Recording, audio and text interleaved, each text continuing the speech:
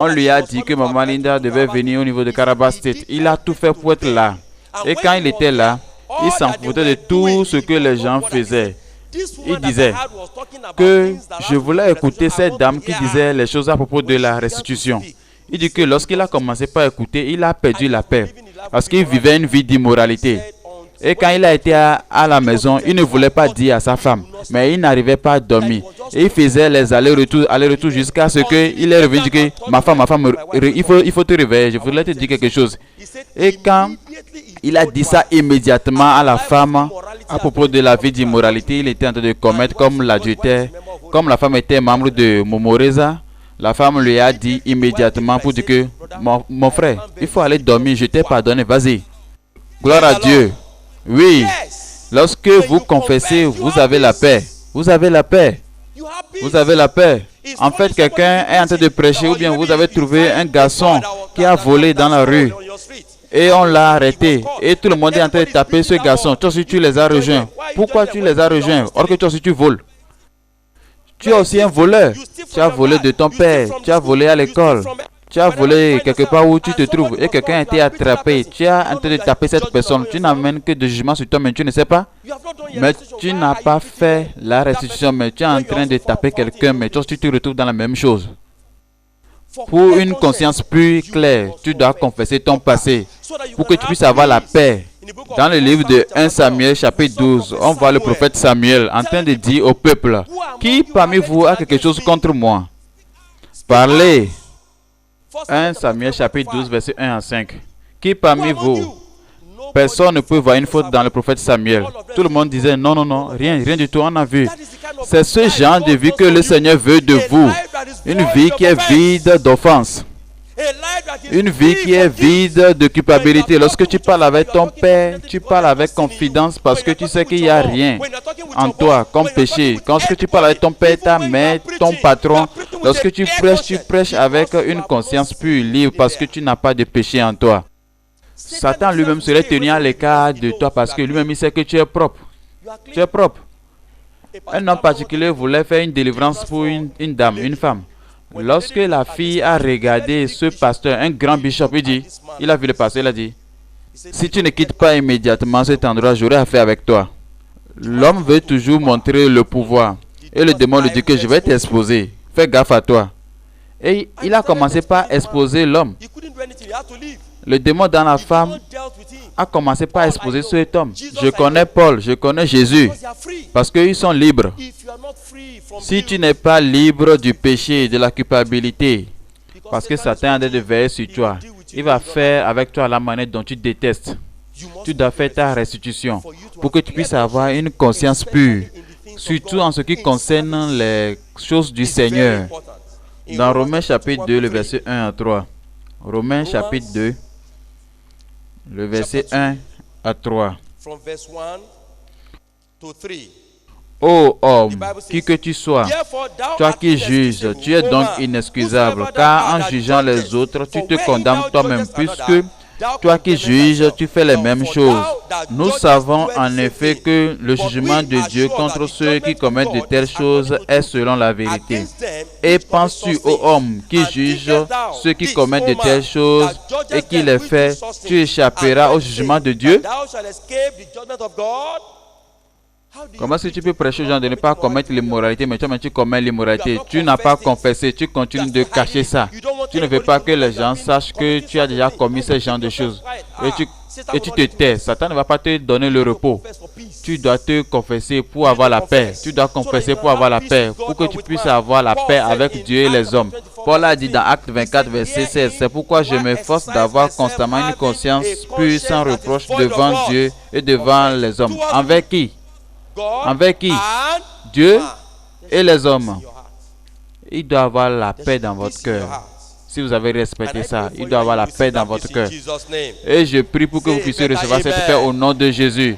Disez un meilleur Amen. Disez un meilleur Amen. Numéro 3. La raison pour laquelle vous devez faire la restitution. Ta restitution est une évidence claire de ton salut. Ta restitution est une claire évidence de ta conversion. Comme tu vas à la maison maintenant, tu vas à la maison et tu commences par confesser tes péchés à ton papa. Papa, je suis désolé pour tout ce que j'ai fait. Ce que tu m'as dit de ne pas faire, mais j'ai fait. Quand j'étais à l'école, j'ai volé, je t'ai menti. Et ton papa serait choqué. Ton parent serait surpris, il va dire, mon fils, qu'est-ce qui t'arrive? Il serait très content. Un homme m'a dit, le dimanche, après notre étude biblique le dimanche, il a dit, pasteur, mes enfants sont en train d'apprendre. Comme ils viennent, ils apprennent. J'ai donné l'instruction que personne ne doit toucher à mon power bank. Mais l'un d'eux a touché à ça. Il a utilisé et puis il a rechargé. Et quand je suis revenu, il m'a dit que papa, j'ai fait quelque chose que tu m'as dit de ne pas faire. Et il a dit quoi? Il dit que j'ai utilisé ton power bank. Même si j'ai chargé, il faut que je te le dise parce que je ne veux pas aller en enfer. L'homme a dit qu'il a été trop content. Tu veux dire que tu es en train d'écouter ces genres de choses et puis tu es en train de les pratiquer aussi, tu es en train d'apprendre. C'est ce que Dieu veut. Dieu veut que tu fasses ta restitution. Les gens sauront qu'à cause de la vérité, tu es sauvé. Un de mes frères est en train de partager avec moi. Il nous a rejoint, il dit, sa mère lui a donné la noix de coco à casser. En le coupant, certains étaient en train de tomber par terre. Et il disait que si c'était avant, il serait en train de ramasser ce qui est tombé par terre, en train de manger. Et il va en couper pour manger aussi. Et que même actuellement, tout ce qui est même tombé par terre, il ne pourrait même pas les toucher. Et j'étais en train de rire. Gloire à Dieu. Il dit qu'il ne peut même plus toucher ce qui est tombé par terre à cause de la peur. Parce que la justice est au-dessus de lui. La peur. Et même, ce qui est un peu tombé, il a pris un pour manger. Il allait devant sa maman et dit que maman, c'est cette petite chose que j'ai pris pour manger. Et la maman dit, oh, et ça là, ce n'est rien. Ça, c'est insignifiant. Gloire à Dieu. Ce n'est pas que ce n'est pas insignifiant.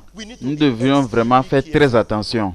Parce qu'on ne sait pas quand on va mourir ou bien quand est-ce que l'enlèvement va venir. Dieu va te donner la grâce de faire ta restitution au nom de Jésus.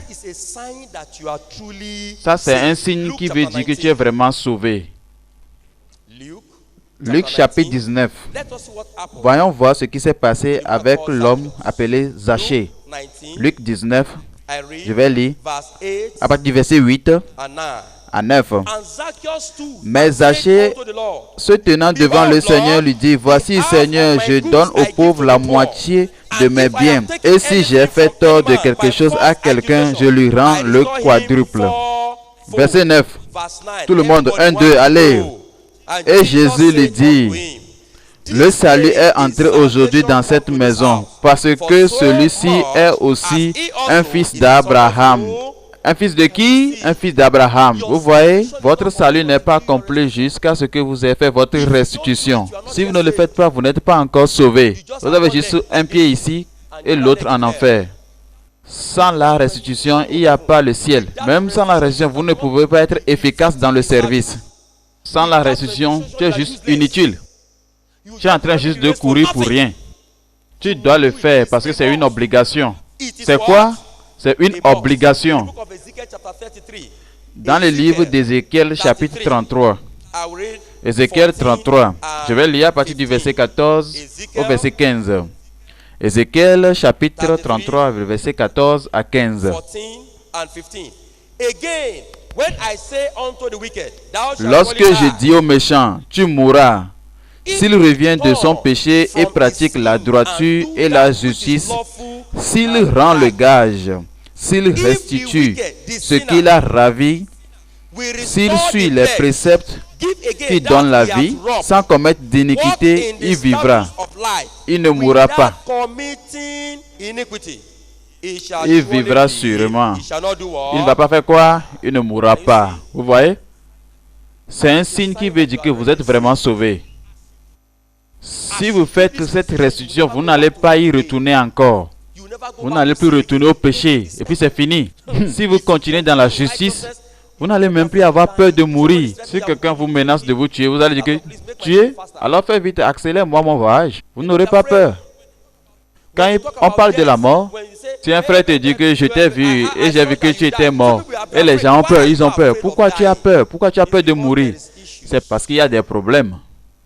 Les vrais chrétiens ont envie d'aller au ciel. Ils veulent quitter cette terre. Qu'est-ce que toi tu veux faire ici? Ils veulent aller au ciel.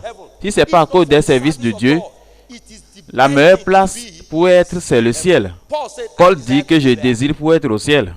Je préfère être au ciel. Je préfère être là-bas. Donc tu n'as pas besoin d'avoir peur. Mais si tu n'as pas encore fait ta restitution, tu as le droit d'avoir peur. Tu dois avoir très peur de mourir. Parce que ce serait vraiment terrible pour toi. Il serait vraiment très terrible. Numéro 3. Certaines restitutions spécifiques que tu devrais faire. Certaines restitutions spécifiques que le Seigneur espère que toi-même tu puisses faire. Au cas où toi-même tu te vois concerné. Numéro 1. Tout ce qui a été volé de tes parents, de tes voisins, de tes amis, à l'école, dans les marchés, à l'église, etc. Tout ce que tu as volé de n'importe qui, tu dois les restaurer à leur propriétaire. Quand j'étais un enfant, je volais dans la boutique de mon maman. Je prends sardine et le picha. Je vois s'il y a 10 naira ou bien 500 francs. Je prends ça. Je vais pour aller acheter un pain dans le corner et je vais aller manger seul. Mais quand cette vérité est venue, je suis allé voir ma maman. Maman, quand j'étais un enfant, je volais dans ta boutique. Tu dois faire ça. Et il y a une femme qui vendait le pain à côté de ma maison. Quand mon papa m'envoyait pour acheter du pain, quand j'y vais, je vais chercher un gros habit pour porter, agbara pour porter. Étant petit garçon, hein, je vais porter un grand agbada. À quoi sert ce agbada? Quand je vais acheter 5 pains, je vais acheter 4. Et quand elle est en train de partir, je vais voler un pour mettre dans mon agbada. Gloire à Dieu. J'ai cherché cette dame. Et Dieu m'a permis de la rencontrer. En ce temps, à cet âge, Dieu m'a permis de rencontrer cette dame encore. Et j'ai confessé mes péchés. Je croyais qu'elle serait déjà morte. Parce que ça fait déjà plus de 36 ans. Oui, 30 et quelques années. Quand je l'ai vue dans le marché, parce que j'ai prié, j'ai demandé au Seigneur et il m'a permis de la rencontrer au marché. Et j'ai dit, maman, dans ce marché, j'ai fait la confession à cette maman. Je volais tes pains. J'ai donné un peu d'argent. C'est genre une manière de faire la restitution. Elle a conduit comme si j'ai jeté de l'argent, mais moi, je sais que j'ai fait la restitution. Tu dois faire ça. Qu'est-ce que j'ai dit? Qu'est-ce que j'ai dit? Tu dois faire ça. Dis à ton voisin, tu dois faire ça. Tu n'as pas de choix à faire dans ce problème. Tu dois faire cela. Tu dois restaurer tout ce que tu as déjà fait dans le passé. Vous avez vu ça dans Ézéchiel 33, versets 14 à 15. Tout ce que tu as volé, tu dois restaurer. Tout ce qui a été volé, tu dois restaurer. C'est une obligation. Dans le livre de Juge, chapitre 17, versets 1 à 4, Mika, il a volé l'argent de sa mère. Il a retourné ça à sa maman. Il a dit, maman, l'argent dont tu maudissais avant, c'est moi qui l'ai pris. Voilà, voici ton argent. Gloire à Dieu. Il a fait. Toi aussi, tu dois le faire. C'est une obligation. Tu dois restaurer, tu dois restituer tout ce que tu as volé à tes parents. Tu dois restituer. De l'église. Tu as fait quelque chose à l'église. Ce n'est pas pour toi. Tu as pris. Tu dois retourner, tu dois restituer. Au marché, comme moi, tu dois restituer. Tu as volé quelque chose au marché, tu dois retourner pour aller confesser, pour payer. Tu dois retourner. On va aussi lire Lévitique, chapitre 6, verset 3 à 5. Lévitique 6, verset 3 à 5. Numéro 2. Ce pourquoi tu dois encore restituer. Si tu as une fois couché avec une relation proche de toi, tu as couché avec ton cousin, ta soeur, ta tante, ton frère, quiconque, tu dois aller pour confesser cela. C'est une obligation d'aller confesser cela. Si tu as couché avec quelqu'un une fois dans ta vie, tu dois confesser ça. Ce péché de coucher avec un de tes proches, tu dois prier pour cela, pour que le Seigneur puisse te diriger. Un frère qu'on a rencontré dans la ville de Oyo, il est venu, il a confessé que j'ai couché avec ma cousine. Et son papa est un révérend. Il veut les conseils pour pouvoir comment il va aller faire cette confession. Il avait la volonté, il était très prêt. Il dit que je suis prêt pour aller faire ça tout de suite. C'est ce genre de cœur que le Seigneur veut de vous. Je prie pour que vous puissiez recevoir ce genre de cœur au nom de Jésus. Vous n'aurez pas peur. Un de nos frères a eu aussi les mêmes problèmes, mais il avait peur d'affronter le papa de la fille. Jusqu'à ce que le Seigneur lui a donné une révélation, lui a posé une question. Il a vu un corps mort étendu par terre. Il a vu quelqu'un qui est déjà mort. Et le Seigneur lui pose la question, quelle gloire y a-t-il dans ce corps qui est déjà mort? Il avait peur de parler. Il a vu le papa. Comment ouvrir la bouche pour parler était devenu un problème. Le Seigneur lui a posé maintenant la question. Quelle gloire y a-t-il dans ce corps qui est déjà mort? Si tu ne vas pas pouvoir le confesser, tu es comme ce corps qui est déjà mort. Et rapidement, il sait qu'il doit aller faire cette restitution. Et toute la famille était en train de lui dire, il ne faut pas essayer, il ne faut pas faire ça, il peut t'amener des problèmes, il peut t'arrêter, il peut te mettre en prison, il peut te faire ci. Mais le Seigneur lui a montré la révélation, il a dit qu'il s'en fout de ce qui va arriver. On peut le mettre en prison sur cette terre, c'est mieux d'aller en prison en enfer. Gloire à Dieu.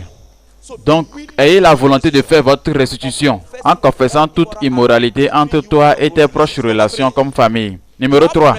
Vous devez restituer tout diplôme que vous êtes en train d'utiliser, que vous avez eu frauduleusement. Vous savez que ce diplôme que vous avez entre les mains, vous n'êtes pas celui qui a été à la composition pour écrire pour avoir ce diplôme. Vous devez aller confesser cela. Vous devez confesser cela. C'est une obligation. Certains d'entre vous, à l'école, vous utilisez vos corps comme femmes pour pouvoir séduire vos professeurs et pour pouvoir réussir à l'école. Maintenant même, j'ai vu mes amis, même pour lire, c'est difficile. Je me demande comment est-ce qu'ils ont fait pour pouvoir avoir le bac. Comment est-ce que tu as pu avoir ce diplôme entre tes mains?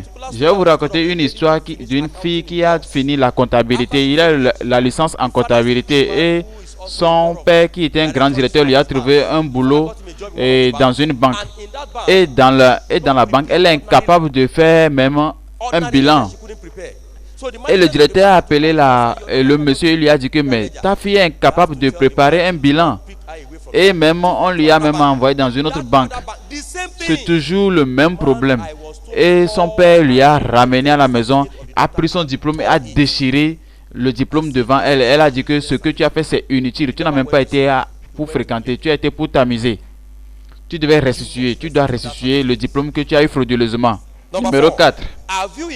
Est-ce que tu t'es impliqué dans un genre de kidnapping, enlèvement, sorcellerie ou bien une pratique occulte? Toutes les choses mauvaises que tu as fait comme maître, tout ce que tu as fait, tu dois confesser tout cela, mon frère. Tu dois aller confesser l'action que tu as posée par le passé. Numéro 5. Tu dois restituer tout mensonge que tu as dit qui a causé du tort à quelqu'un d'autre. Tu as dit un mensonge et quelqu'un est en train de souffrir de tes mensonges. Tu dois aller pour confesser. On va voir l'histoire de Thiba et Méphibosheth dans 2 Samuel, chapitre 16, versets 1 à 4. 2 Samuel, chapitre 16, versets 1 à 4 et 2 Samuel, chapitre 19, versets 24 à 30. Quel mensonge contre cette personne? Il a dit à David, depuis que tu as quitté, il est allé pour annoncer, il est même content que même qu'on t'a chassé. Et il se fait même roi. David a dit, hein? Or que ce n'est que du mensonge venant de l'envie. Tout mensonge que tu as dit venant de l'envie, tu dois aller confesser. Tu dois aller pour confesser, c'est une obligation. Numéro 6. Vous avez aussi besoin de vous réconcilier avec quiconque, avec celui dont vous ne causez plus. Peut-être, probablement que vous avez déjà eu des querelles par le passé et vous avez juré de ne plus jamais lui parler. Vous avez le devoir d'aller vous réconcilier avec lui. Le Seigneur Jésus-Christ nous a dit dans le livre de Matthieu chapitre 5, le verset 23 à 25. Il dit que si tu amènes une offrande à l'autel et tu constates qu'il y a quelque chose entre toi et ton frère, laisse ça là-bas et va pour te réconcilier avec ton frère avant de revenir devant moi. Alors va te réconcilier. Numéro 7. Vous devez vous repentir et restituer pour tout genre d'intelligence que vous êtes en train de jouer dans votre vie. Vous pensez que vous êtes très intelligent. Vous êtes sur Yahoo, sur Internet, en train de jouer, d'anarquer, de jouer. Tu es en train de jouer avec des gens. Tu les mens et puis tu es en train de recevoir de l'argent d'eux. Tu dois aller pour confesser cela. Tu dois restituer cela. C'est très important pour toi. Aussi, tous les mensonges que vous avez dit à votre père. On nous a demandé d'acheter une brochure à l'école, mais tu sais que tu as besoin de cet argent pour la fête. On nous a demandé de faire ci. Notre scolarité, c'est ceci. Mais tous ces mensonges-là, ce n'est pas vrai. Va pour les confesser. Tous les mensonges que tu as dit à ton mari, tous les mensonges que tu as dit à ta femme, va pour confesser. Tout genre de sagesse du monde, d'intelligence, tu dois aller pour confesser tout cela. Numéro 8. Tu dois restituer tout l'argent que tu as collecté des gens. Tu as collecté ça des gens pour pouvoir faire l'examen pour eux. Les gens t'ont payé pour que tu puisses aller composer pour eux. Il y a de cela longtemps, quelqu'un m'a donné beaucoup d'argent pour pouvoir lui composer. Il y a au moins 60 000 naira. C'est beaucoup d'argent. Il a dit de faire un examen pour lui. Et je l'ai fait. Et il a réussi. Il a utilisé ce diplôme pour aller à l'université. Mais quand j'ai découvert cette vérité, je l'ai recherché même en prière, en priant. Et le Seigneur m'a permis de le rencontrer. Je lui ai retourné son argent. Et je lui ai expliqué que ce qu'on avait fait était mauvais. Et je lui ai dit lui-même, il doit retourner au ministère de l'enseignement pour confesser que c'est quelqu'un d'autre qui lui a écrit son examen. Oui, je l'ai fait. Je vous l'ai dit avant. Le bac de ma femme, c'est moi-même qui lui ai composé cela. Je l'ai composé. J'ai composé pour elle. Moi avec elle, on a été à l'office du bac. Et il nous a vus. Gloire à Dieu. On doit aller à l'office pour confesser que c'est moi qui lui ai composé cela. Satan a préparé quelqu'un qui est venu pour nous dire, il a dit que si vous essayez, on va vous envoyer en prison. J'ai dit que mon frère, on peut nous faire tout ce qu'il veut qu'il nous fasse.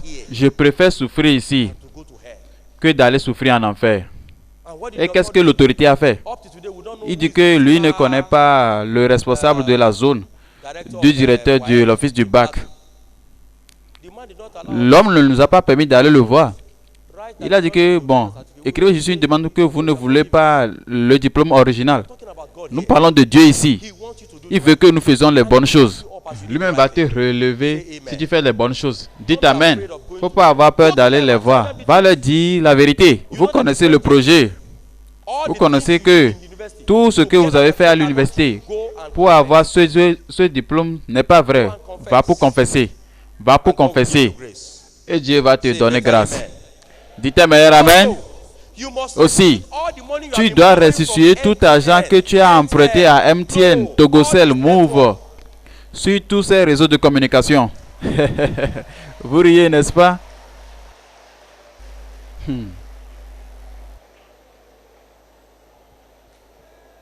Gloire à Dieu. Vous pensez que Satan est un idiot? Vous croyez que Satan est un idiot? Il est plus malin, plus intelligent que vous. Ils vont t'avoir un test. Tu peux emprunter et tu es content. Et puis tu commences par emprunter rapidement. Certains d'entre vous, après avoir fini d'emprunter, vous retirez votre carte SIM et puis vous brisez la carte SIM et vous allez pouvoir encore acheter une nouvelle carte SIM. Vous avez des restitutions à les faire. Satan est très fier pour ce